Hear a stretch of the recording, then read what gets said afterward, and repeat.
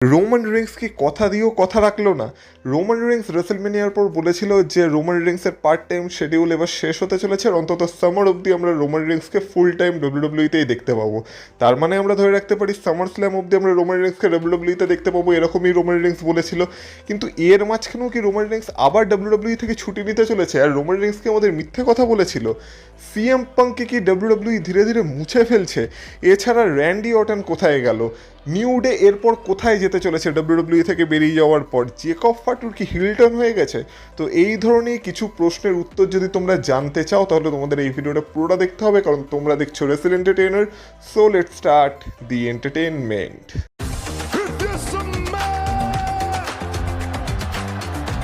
Acknowledge me. Acknowledge me. You there, sitting at home. Acknowledge me.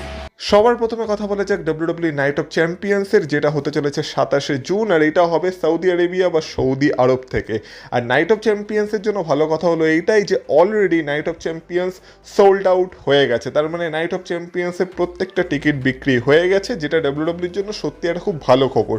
যদিও যেহেতু night of champions Saudi আরব থেকে হচ্ছে, তাই টিকিট বিক্রি করা নিয়ে ডব্লিউডব্লিউকে বেশি ভাবতে হয় না, কারণ এইখানে সিস্টেমটা একটু অন্যভাবে কাজ করে। আমেরিকায় কোনো ইভেন্ট হলে বা অন্যান্য কোনো জায়গায় কোনো ইভেন্ট হলে ডব্লিউডব্লিউকে যেমন ভাবতে হয় যে কীভাবে সেখানকার টিকিট তারা বিক্রি করবে বা কীভাবে টিকিট পুরো সেল আউট করা যায়, তো সেইটা নিয়ে নাইট অফ চ্যাম্পিয়ন্সের জন্য ডব্লিউডব্লিউকে হয়তো অত ভাবতে হয়নি, কারণ সৌদি আরেবিয়াতে টিকিট বিক্রি নিয়ে ডব্লিউডব্লিউকে মাথা কামাতে হয় না। সৌদি আরেবিয়ার গভর্নমেন্ট অলরেডি ডব্লিউডব্লিউকে একটা টাকা দিয়ে দেয়, যেই টাকাটা আর কি ডব্লিউডব্লিউর কাছে বাধা ধরা থাকে, যে টিকিট বিক্রি হোক চাই না হোক, যদি কেউ দেখতে নাও আসে তবু ডব্লিউডব্লিউ একটা বাধা ধরা টাকা পাচ্ছে সৌদি আরেবিয়ার থেকে। তাই সৌদি আরেবিয়ায় যে ইভেন্টগুলো হয় সেই ইভেন্টের টিকিট বিক্রি নিয়ে ডব্লিউডব্লিউকে বেশি ভাবতে হয় না। তাই সেখানকার টিকিটের দাম কেমন হবে সেটাও ডব্লিউডব্লিউ ঠিক করে না, সেটা সৌদি আরেবিয়ার গভর্নমেন্ট ঠিক করে। আর সেই কারণে আমরা দেখতে পাচ্ছি যে এই ইভেন্টটা খুব তাড়াতাড়ি সোল্ড আউট হয়ে গেছে। আর এটা যদি ডব্লিউডব্লিউ ঠিক করতো তাহলে এইখানকারও টিকিটের প্রাইস অনেক হাই রাখতো, আর তারপরে হয়তো এটাও সোল্ড আউট হতো না। কিন্তু আরেকটা ব্যাপার হচ্ছে, নাইট অফ চ্যাম্পিয়ন্সের যে পোস্টারটা ডব্লিউডব্লিউ বের করেছিল সেখানে আমরা রোমান রিংসকে দেখতে পাচ্ছিলাম। মানে সবার উপরে আমরা দুই চ্যাম্পিয়নকেই দেখতে পাচ্ছিলাম, একদিকে ছিল কোডি রোডস আর একদিকে ছিল রোমান রিংস। কিন্তু এখন রোমান রিংসের কিছু আপডেটের শিডিউল সামনে এসেছে, মানে রোমান রিংসকে আমরা কবে কবে আর কি ডব্লিউডব্লিউতে দেখতে পাবো সেটার একটা শিডিউল সামনে এসেছে, যেখানে আমি তোমাদের কিছুদিন আগে একটা আপডেট দিয়েছিলাম যে জুন মাসের প্রত্যেকটা ইভেন্ট থেকে রোমান রিংসকে সরিয়ে ফেলা হয়েছে। কিন্তু এখন আবার জুন মাসের কিছু ইভেন্টের জন্য রোমান রিংসকে অ্যাডভার্টাইজ করে দেওয়া হয়েছে, যেটা তোমরা এই মুহূর্তে স্ক্রিনে দেখতে পাচ্ছ। এমনকি জুলাইয়েরও কিছু ইভেন্টের জন্য রোমান রিংসকে অলরেডি অ্যাডভার্টাইজ করে দেওয়া হয়েছে। কিন্তু এখানে কথা হচ্ছে, আমরা দেখতে পাচ্ছি যে 15ই জুনের পর রোমান রিংসের যে নেক্সট অ্যাপিয়ারেন্স সেটা আমরা দেখতে পাচ্ছি রয়ের এপিসোডে, যেটা হতে চলেছে 29শে জুন। কিন্তু যেমন বললাম নাইট অফ চ্যাম্পিয়ন্স তো হতে চলেছে 27শে জুন। এর মানে তো এটাই হচ্ছে যে নাইট অফ চ্যাম্পিয়ন্সের রোমান রিংস হয়তো কাজ করবে না বা রোমান রিংস থাকবে না। কিন্তু নাইট অফ চ্যাম্পিয়ন্সের পোস্টারে তো রোমান রিংস ছিল, তো এটা কি একটা স্ক্যাম হয়ে গেল না?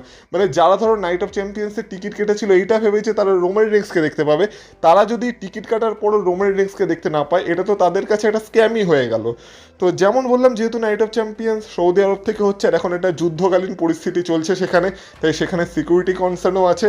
তো সেই কারণে হয়তো রোমান রিংস সৌদি আরব এই মুহূর্তে যেতে চাইছে না, সেটা একটা কারণ হতে পারে, যে কারণে হয়তো নাইট অফ চ্যাম্পিয়ন্সের জন্য রোমান রিংসকে অ্যাডভার্টাইজ করা হয়নি। এবার রোমান রিংস যদি নিজের সেফটিকে প্রায়োরিটি দিয়ে যেতে না চায় তাহলে অবশ্যই রোমান রিংস সেটা করতেই পারে।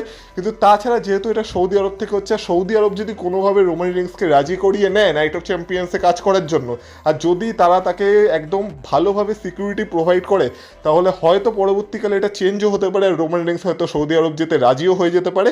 আর এইভাবে আমরা এখনও নাইট অফ চ্যাম্পিয়ন্সে রোমান রিংসকে দেখতে পেতে পারি। কিন্তু এখন যে অ্যাডভার্টাইজমেন্টগুলো করা হয়েছে সেটা অনুযায়ী রোমান রিংসকে আমরা নাইট অফ চ্যাম্পিয়ন্সে দেখতে পাবো না। আর এটাই আমি তোমাদের বলছিলাম যে সামার স্ল্যাম অবধি রোমান রিংস ফুল টাইম কাজ করবে বলেও এই যে কাজ করছে না। কিন্তু এই ক্ষেত্রে আমরা রোমান রিংসকে দোষও দিতে পারবো না, যদি কেউ নিজের সেফটিকে প্রায়োরিটি দেয় সেটা সে অবশ্যই দিতে পারে। আর এখন যেহেতু সৌদি আরবের সাথে পরিস্থিতি খুব একটা ঠিক নেই, যেহেতু যুদ্ধ নিয়ে একটা মারামারি কাটাকাটি অবস্থা চলছে, তো সেই কারণে কেউ যদি চায় সেখানে এই মুহূর্তে যাবে না, তাহলে সে নাই যেতে পারে। এটা নিয়ে আমাদের কারো কিছু বলার থাকতে পারে না। আর একটা দুটো ডেট বা একটা দুটো ইভেন্ট তো মিস করা যেতেই পারে, এইটুকু তো চলেই। তো এইটুকুর জন্য রোমান রিংসকেও দোষ দেওয়া যাবে না। কিন্তু দেখা যাক সৌদি আরেবিয়ার গভর্নমেন্ট রোমান রিংসকে রাজি করাতে পারে কিনা। যদি করিয়ে নেয় তাহলে অবশ্যই নাইট অফ চ্যাম্পিয়ন্স আমরা রোমান রিংসকেও দেখতে পাবো, এটা আমরা আশা করতে পারি। এবার যখন সৌদি আরব বা সৌদি আরেবিয়া আর ডব্লিউডব্লিউকে নিয়ে নিয়ে এত কথা হচ্ছে, তখন তোমাদের আরেকটা জিনিসও জানিয়ে রাখি যে আমরা দেখেছি যখন সৌদি আরবিয়াতে কোনো ইভেন্ট হয় বা সৌদি আরবে কোনো ইভেন্ট হয় আর ডাব্লিউডাব্লিউ সেখানে যায়, তখন ডাব্লিউডাব্লিউ সেখানে অন্তত 2-3 দিন থাকে। যেমন আমরা যদি এক্সাম্পল হিসেবে এই বছরের রয়্যাল রাম্বলটাকে নিই, তাহলে আমরা দেখেছিলাম যে রয়্যাল রাম্বলের আগে যে স্ম্যাকডাউনের এপিসোডটা হয়েছিল সেটাও সৌদি আরব থেকেই হয়েছিল, আর সেইখানে ডাব্লিউডাব্লিউ স্ম্যাকডাউন করেছিল, তারপর রয়্যাল রাম্বল করেছিল, তারপর ডাব্লিউডাব্লিউ ফিরে এসেছিল আমেরিকায়। তো আমরা দেখেছি যে ডাব্লিউডাব্লিউ অন্তত সৌদি আরবিয়াতে 2-3 দিন তো থেকে তারপরে আমেরিকাতে ফেরে। কিন্তু এখন যেহেতু পরিস্থিতি খুব চাপের চলছে সেখানে যুদ্ধ নিয়ে, তো সেই কারণে এখন মনে করা হচ্ছে যে ডাব্লিউডাব্লিউ সৌদি আরব যাচ্ছে তো ঠিকই, কিন্তু এখানে ডাব্লিউডাব্লিউ বেশিক্ষণ থাকবে না। এমনকি ডাব্লিউডাব্লিউর ভেতরকার যেসব ট্যালেন্টরা আছে যারা কিনা নাইট অফ চ্যাম্পিয়ন্সে কাজ করবে, তারাও একটু ভয় পেয়েই আছে যে সেখানে গেলে তাদের সাথে আবার কিছু হয়ে যাবে না। তো সেই কারণে ডাব্লিউডাব্লিউ তাদেরকে আশ্বাস দিয়েছে যে ভয় পাওয়ার কোনো কারণ নেই, আমরা জাস্ট এই ইভেন্টের জন্য সৌদি আরব যাবো, আর ইভেন্ট শেষ হলেই আমরা আবার আমেরিকাতে ফিরে আসবো। মানে ডাব্লিউডাব্লিউ এই বছর আর সৌদি আরবিয়াতে একদিনও থাকবে না, জাস্ট ইভেন্টের জন্য যাবে। মানে সম্ভবত একদিন হয়তো তাদের থাকতে হতে পারে, যেহেতু ইভেন্টের দিন তারা যাবে, আর ইভেন্ট শেষ হলেই যত তাড়াতাড়ি সম্ভব তারা আবার সৌদি আরব থেকে আমেরিকায় ফিরে আসবে। বেশিক্ষণ সেখানে তারা থাকছে না। এমনকি সেই কারণে আমরা এই বছরের নাইট অফ চ্যাম্পিয়ন্সের আগে যে স্ম্যাকডাউনের এপিসোডটা দেখতে পাবো সেটাকেও হয়তো আগে থেকে টেপ করে নেওয়া হবে, আর সম্ভবত লন্ডন থেকে সেটা টেপিং হবে, আর সেটা হয়তো আমরা রয়ের পরেই আবার নেটফ্লিক্সে লাইভও দেখতে পেয়ে যেতে পারি। এরকম একটা আপডেট আসছে যেটা নিয়ে পরে কথা হবে। কিন্তু আপাতত এটাই মনে করা হচ্ছে যে এই যে সৌদি আরব ডাব্লিউডাব্লিউ যাচ্ছে নাইট অফ চ্যাম্পিয়ন্সের জন্য, এটা জাস্ট তারা এই ইভেন্টের জন্যই যাবে। মানে তারা যাবে, ইভেন্টটা হবে, ইভেন্টে যার আর কি পার্টিসিপেট করার কথা থাকবে বা যেই ম্যাচগুলো হবে তারা যাবে, তারা গিয়ে সেই ম্যাচগুলোতে কম্পিট করবে, আর ইভেন্টটা শেষ হওয়ার পর যত তাড়াতাড়ি সম্ভব তারা আবার প্লেনে চড়ে আমেরিকাতে ফিরে আসবে। এটাই হচ্ছে এখনকার আপডেট। এবার পরিস্থিতি পরবর্তীকালে পাল্টে গেলে সেটা অন্য ব্যাপার, কিন্তু এখন এটাই আপডেট আছে আর এটাই জানা যাচ্ছে। এবার সৌদি আরব নিয়ে এত কথা যখন হলোই, তখন সৌদি আরবের ঘরের ছেলে, মানে অ্যাকচুয়ালি ঘরের ছেলে না কিন্তু মনে করা হয় তাকে ঘরের ছেলে, মানে আমি এখানে কথা বলছি স্যামি জেনের। তো তাকে নিয়েও একটু কথা বলা যাক। তো স্যামি জেনের হিলটার্ন নিয়ে তো আমি রিসেন্টলি চ্যানেলে অনেক কথা বলেছি। আমরা স্যামি জেনের হিলটার্ন সবার প্রথমে রাসেলমেনিয়াতে এক্সপেক্ট করেছিলাম, যেখানে একটা ডাবল টার্নের কথা ছিল, যেখানে ট্রিক উইলিয়ামস ফেস হয়ে যাবে আর স্যামি জেন হিল হয়ে যাবে, কিন্তু সেখানে আমরা সেরকম কিছু দেখতে পাইনি। কিন্তু হ্যাঁ, স্যামি জেনের কাছ থেকে টাইটেল চলে গেছিলো। তারপর ব্যাকল্যাশে আমরা আবার ট্রিক উইলিয়ামস আর স্যামি জেনের মধ্যে একটা রিম্যাচ দেখতে পেলাম। এবার সেখানেও এরকম আমরা আশা করেছিলাম যে হ্যাঁ, এবার তো স্যামি জেনের হিলটার্ন পুরোপুরিভাবে হয়ে যাবে, কারণ রাসেলমেনিয়া থেকে ব্যাকল্যাশ অব্দি যে রোডটা ছিল সেই সময় আমরা দেখেছিলাম যে ট্রিক উইলিয়ামসকে তো পুরো দর্শকরা সাপোর্ট করতো, তাকে ফেসের মতো রিয়াকশন দিত, কিন্তু স্যামি জেন যাই করতো না কেন স্যামি জেনকে দর্শকরা বুই করছিল। তো এর থেকে মনে করা হচ্ছে যে হ্যাঁ, ডাব্লিউডাব্লিউরও প্ল্যান ছিল যে স্যামি জেনের ফুল ফ্লেজ একটা হিল টার্ন করিয়ে দেবে, কিন্তু স্যামি জেনের ইচ্ছা ছিল যে স্যামি জেন এখন পুরোপুরিভাবে হিল হতে চায় না। মানে স্যামি জেনের ক্যারেক্টারটা এখন এরকমই চলবে যে স্যামি জেন ফ্রাস্ট্রেটেড হয়ে যাচ্ছে, আর সে হয়তো কিছু ভুল স্টেপ নিয়ে নিচ্ছে, কিন্তু সে তাই বলে পুরোপুরি বাজে মানুষ হয়ে যায়নি। মানে তাকে দর্শকরা হয়তো বুই করবে আর সে ফ্রাস্ট্রেশনের জন্য কিছু ভুল স্টেপও নিয়ে নেবে, কিন্তু সে পুরোপুরিভাবে হিল ক্যারেক্টারে এই মুহূর্তে আসবে না। এটা স্যামি জেন ডাব্লিউডাব্লিউকে রিকোয়েস্ট করেছিল যে তার সাথে দর্শকদের আর কি যেই রিয়াকশনটা সে দর্শকের কাছ থেকে পাবে বা তার সাথে দর্শকের যে সম্পর্ক সেটাকে সে ন্যাচারালি গ্রো হতে দেখতে চায়, মানে সে পুরোপুরিভাবে হিল টার্ন করতে চায় না। আর এই কারণেই আমরা দেখতে পাচ্ছি যে স্যামি জেন ম্যাচে তো হেরে যাচ্ছে, তাকে দর্শকরা বুও করছে, কিন্তু এখনও পুরোপুরিভাবে স্যামি জেনের হিল টার্ন হচ্ছে না, আর ভবিষ্যতে এটা হয়তো পুরোপুরিভাবে হবে না। আমরা স্যামি জেনের একটা ইন্টারেস্টিং ক্যারেক্টার দেখতে পাবো, যেখানে সে পুরোপুরিভাবে ফেসও থাকবে না, সে ফেস সুপারস্টারের মতো হয়তো হাব ভাব করবে, কিন্তু দর্শকরা তাকে বু করবে। এবার সেটা শুনে সে ফ্রাস্ট্রেটেড হবে, হয়ে কিছু ভুল পদক্ষেপ নিয়ে নেবে, সে হয়তো তার ম্যাচে কিছু হিল ট্যাকটিক্সও ইউজ করবে, কিন্তু পুরোপুরিভাবে হিল সে হবে না। আর এরকমই ক্যারেক্টার এখন আমরা সামনের দিনে স্যামি জেনের দেখতে পাবো, যেটা স্যামি জেনের নিজস্ব রিকোয়েস্ট ছিল ডাব্লিউডাব্লিউ এর কাছে, আর সেটা ডাব্লিউডাব্লিউ পূরণ করছে। নেক্সট কথা বলা যাক দ্য নিউ ডে কে নিয়ে। তো নিউ ডে কে তো ডাব্লিউডাব্লিউ বের করে দিয়েছে তাদের কোম্পানি থেকে, মানে বিগিকে বাদ দিয়ে আর কি। জেভিয়ার উডস আর কোফি কিংস্টনকে ডাব্লিউডাব্লিউ তাদের কোম্পানি থেকে বের করে দিয়েছে, বা বলা যেতে পারে তারা বেরিয়ে গেছে, কারণ তাদের নেগোসিয়েশন ভালো করে হয়নি, সেসব তো তোমরা জানো। কিন্তু এবার কথা হচ্ছে এবার নিউ ডের ফিউচার কি হবে। তো মনে করা হচ্ছে এইডাব্লিউর কিছু হায়ার আপসরা বা এইডাব্লিউর ভেতরকার কিছু ট্যালেন্টরা খুবই আগ্রহ দেখাচ্ছে নিউ ডেকে এইডাব্লিউতে সাইন করানোর জন্য। তারা এইডাব্লিউর অথরিটিকে এটা পুশ করছে যে তারা যেন নিউ ডেকে তাদের কোম্পানিতে নিয়ে আসার চেষ্টা করে। তো যখন নিউডের নন কমপ্লিট ক্লজটা শেষ হবে, যেটা সাধারণত 90 দিনের থাকে, তারপরে সম্ভবত আমরা নিউডেকে এইডব্লিউতে দেখতে পেতে পারি, কারণ সেখানকার কিছু ট্যালেন্ট এবং সেখানকার কিছু ভেতরকার লোকজন নিউডেকে তাদের কোম্পানিতে নিয়ে আসার জন্য আগ্রহী।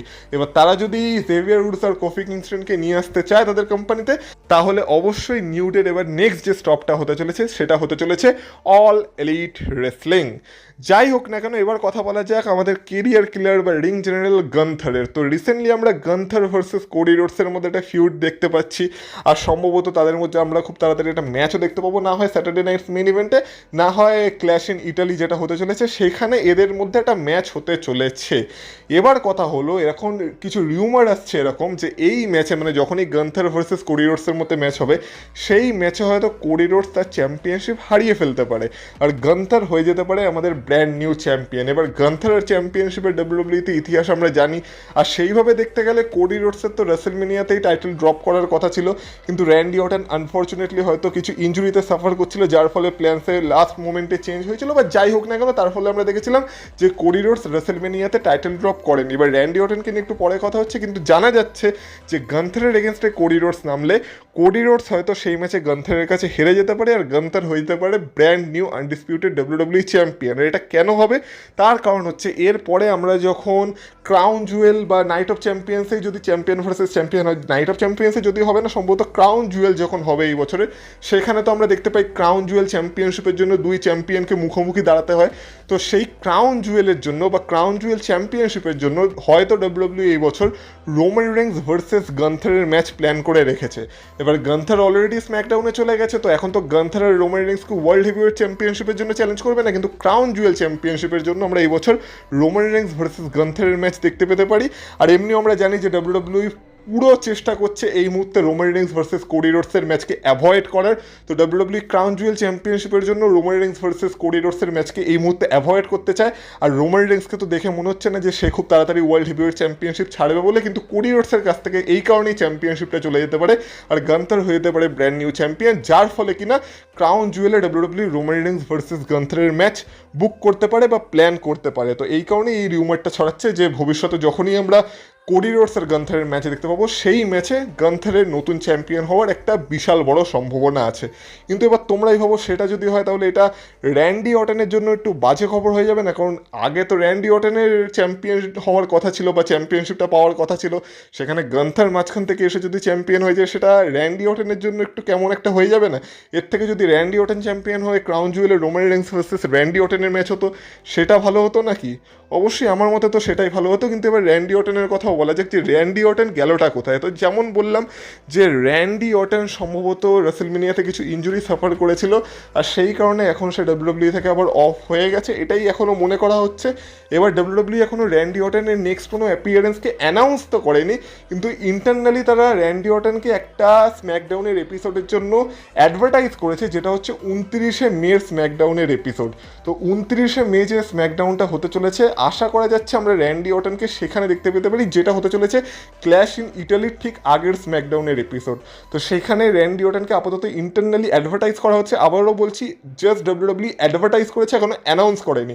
আর অ্যাডভার্টাইজমেন্ট যখন তখন পরিবর্তন হয়ে যেতে পারে, যতক্ষণ না ডাব্লিউডব্লিউ এটাকে অফিসিয়ালি অ্যানাউন্স করছে ততক্ষণ এটাকে বিশ্বাস করার কোনো দরকার নেই। কিন্তু আপাতত র্যান্ডি অর্টনকে 29শে মের স্ম্যাকডাউনের জন্যই অ্যাডভার্টাইজ করা আছে। আর যদি অ্যাডভার্টাইজমেন্টটায় কোনো পরিবর্তন না হয়, তাহলে নেক্সট আমরা র্যান্ডি অর্টনকে ক্ল্যাশ ইন ইটালির ঠিক আগের স্ম্যাকডাউনে দেখতে পাবো। আবারও বলছি, অ্যাডভার্টাইজমেন্ট কিন্তু পরবর্তীকালে পাল্টে যেতে পারে। কিন্তু র্যান্ডি অর্টনকে আমরা দেখতে পাই বা না পাই, একজনকে আমরা দেখতে পাচ্ছি না, যেটা হচ্ছে সিএম পাঙ্ক। এবার the best in the world CM পাঙ্ককে তো এই সপ্তাহে রতেও বলা হয়েছিল যে অ্যাপিয়ার করতে পারে, কিন্তু করেনি। আর জানা যাচ্ছে যে সিএম পাঙ্ককে রিসেন্টলি ডাব্লিউডব্লিউ সব জায়গা থেকে মুছে ফেলেছে বা সব জায়গা থেকে রিমুভ করে দিয়েছে। ডাব্লিউডব্লিউর সামনে যে ইউরোপিয়ান ট্যুরটা আসতে চলেছে, সেখানেও যতগুলো ডেটে সিএম পাঙ্ক অ্যাডভার্টাইজ করেছিল, সেই সব জায়গা থেকে সিএম পাঙ্ককে সরিয়ে নেওয়া হয়েছে। এমনকি রেসলমেনিয়ার পর আমরা সিএম পাঙ্ককে একটা সম্ভবত স্ম্যাকডাউনের এপিসোডে দেখেছিলাম বা রয়ের এপিসোডেই দেখেছিলাম, যেখানে সিএম পাঙ্ক আর কোডি রোডস মুখোমুখি এসেছিল। তাদের মধ্যে একটা প্রোমো হয়েছিল, যেখানে কিনা কোডি রোডস সিএম পাঙ্ককে বলেছিল যে যখন তো চ্যাম্পিয়নশিপটা দরকার তখন তুই আমাকে বলিস, আমি তোকে চ্যাম্পিয়নশিপ অপরচুনিটি দিয়ে দেবো, এরকম একটা প্রোমো হয়েছিল। তো সেখানেই আমরা সিএম পাঙ্ককে লাস্ট দেখতে পেয়েছিলাম। তারপর থেকে আমরা সিএম পাঙ্ককে দেখতে পাচ্ছি না, আর এখনও অবধি সিএম পাঙ্কের কোনো চিহ্ন ডাব্লিউডাব্লিউই রাখেনি। আর যতগুলো ডেটের জন্য সিএম পাঙ্ক অ্যাডভার্টাইজ ছিল সে সব জায়গা থেকে সিএম পাঙ্ককে সরিয়ে নেওয়া হয়েছে। এবার কেন ডাব্লিউডাব্লিউই সিএম পাঙ্ককে এইভাবে মুছে ফেলছে সেটা নিয়ে এখনও কোনো পাকাপুক্তা আপডেট তো আসেনি।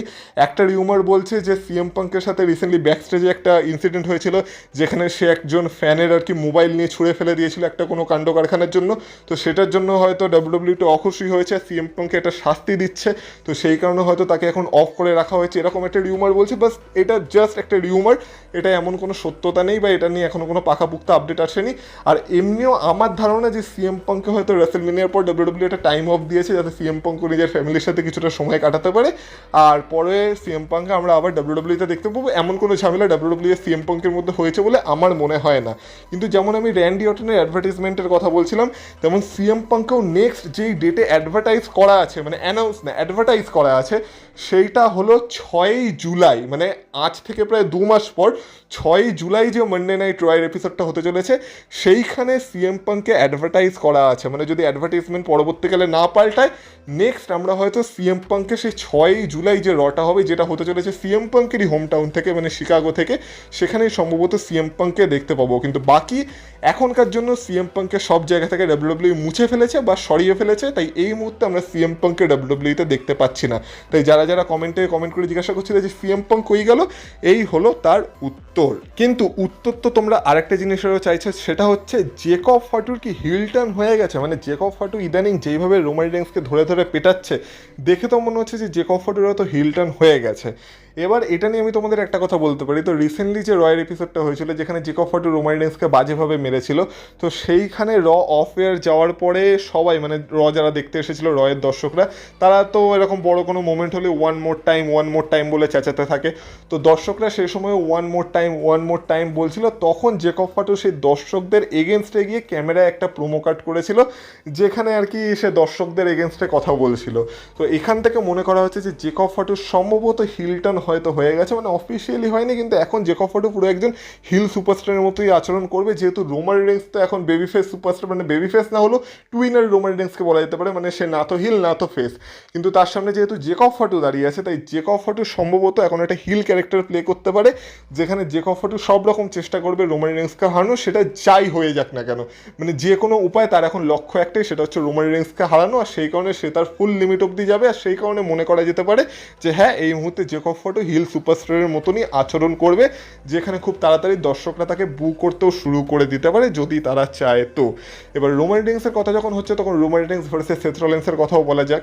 এবার Roman Reigns versus Seth Rollins একটা বিশাল বড় ম্যাচ, আর সেই ম্যাচের টিজ অলরেডি ডাব্লিউডাব্লিউ আমাদের দিয়ে দিয়েছে। কিন্তু এবার কথা হচ্ছে যে রোমান রেন্সের এই ওয়ার্ল্ড হেভিওয়েট চ্যাম্পিয়নশিপ রান চলাকালীন যদি রোমান রেন্স ভার্সেস সেথ রলিন্সের ম্যাচ হয়, সেটা কোথায় গিয়ে হবে? আমি যেমন তোমাদের কিছুদিন আগে একটা ভিডিওতে বলেছিলাম যে সম্ভাবনা আছে যে এই বছরের সামার স্ল্যামের জন্য WWE Roman Reigns versus Seth রলিন্সের ম্যাচ প্ল্যান করতে পারে। তো এখনও জানা যাচ্ছে যে কিছু জনের বিশ্বাস এরকম আছে যে হ্যাঁ, সম্ভব হলে এই ম্যাচটাকে সামার স্ল্যামে করানো যেতেই পারে, কারণ রোমান রেন্স ভার্সেস সেথ রলিন্সের ম্যাচ অলরেডি সামার স্ল্যামের জন্য একটা বড় ম্যাচ হিসেবেই থাকবে। কিন্তু সেখানে ডাব্লিউডাব্লিউ ক্রিয়েটিভদের আর এক অংশ বিশ্বাস করছে এরকম যে না, সেথ রলিন্স ভার্সেস রোমান রেন্সের ম্যাচ সামার স্ল্যামে করানোর কোনো দরকার নেই, কারণ সেথ রলিন্স ভার্সেস ব্রন ব্রিকারের যে ফিউডটা চলছে, এইটাকে তারা সামার স্ল্যাম অবধি টানতে চায়। মানে আমরা হয়তো সামার স্ল্যামে গিয়ে সেথ রলিন্স ভার্সেস ব্রন ব্রিকারের মধ্যে একটা ফাইনাল ম্যাচ দেখতে পেতে পারি। এবার সেক্ষেত্রে Roman Reigns versus Seth Rollins summer স্ল্যামে হবে না, তাহলে Roman Reigns versus Seth Rollins কোথায় করানো যেতে পারে? এবার তাই মনে করা হচ্ছে যে সেক্ষেত্রে Roman Reigns versus Seth Rollins যেহেতু একটা বিশাল বড় ম্যাচ, তাই এই ম্যাচটাকেও নেক্সট ইয়ারের রেসেলমেনিয়ার জন্য ডাব্লিউডাব্লিউ প্ল্যান করতে পারে, যেটাও সৌদি আরব থেকেই হতে চলেছে। মানে সৌদি আরবের রেসেলমেনিয়া, সেইখানের মেন ইভেন্টে আমরা রোমান রেন্স ভার্সেস সেথ রলিন্সের ম্যাচ দেখতে পেতে পারি। কিন্তু এখানেও একটা ক্লজ আছে, এই ম্যাচটাও তখনই পসিবল হবে যদি the final boss the rock Saudi আরবের রেসেলমেনিয়ার জন্য অ্যাভেলেবেল না থাকে। কারণ দেখো, সৌদি আরবের রেসেলমেনিয়া হচ্ছে, সেক্ষেত্রে রেসেলমেনিয়ার মেন ইভেন্ট হিসেবে একটা ম্যাচই সবার আগে উঠে আসে, সেটা হচ্ছে রোমান রেন্স ভার্সেস দ্য রকের ম্যাচ। কিন্তু রকের শিডিউল আমরা জানি, রককে তো এখন আমরা ডাব্লিউডাব্লিউতে আর দেখতেই পাই না, রক এতটাই ব্যস্ত মানুষ। তো সেই কারণেই যদি রক নেক্সট ইয়ারের রেসেলমেনিয়ার জন্য অ্যাভেলেবেল না থাকে বা তার ব্যস্ততা না কমে, তো সেক্ষেত্রে আমরা রোমান রেন্স ভার্সেস দ্য রকের ম্যাচ তো দেখতে পাবো না রেসেলমেনিয়াতে। তো সেক্ষেত্রে এই ম্যাচের পরিবর্তে রোমান রেন্স ভার্সেস সেথ রলিন্সের ম্যাচ আমরা নেক্সট ইয়ার রেসেলমেনিয়ার মেন ইভেন্টেও দেখতে পেতে পারি, এরকমই এখনকার আপডেট থেকে জানা যাচ্ছে। কিন্তু card is subject to change, মানে এটা যখন তখন পরিবর্তন হয়ে যেতে পারে, যেহেতু রেসেলমেনিয়া আসতে এখনও বহু মাস বাকি। তো সেই কারণে এটা নিয়ে পরে আলোচনা হবে। এখনকার যেটা আপডেট সেটাই আমি তোমাদেরকে জানিয়ে রাখলাম যে না হয় সামার স্ল্যাম, না হয় রেসেলমেনিয়া, এই দুটো ইভেন্টের মধ্যে কোনো একটা ইভেন্টে আমরা রোমান রিন্স ভার্সেস সেথ রলিন্সের ম্যাচ দেখতে পাবো ফর ওয়ার্ল্ড হেভিওয়েট চ্যাম্পিয়নশিপ, যদি ততদিন রোমান রিন্সের কাছে এই চ্যাম্পিয়নশিপটা থাকে।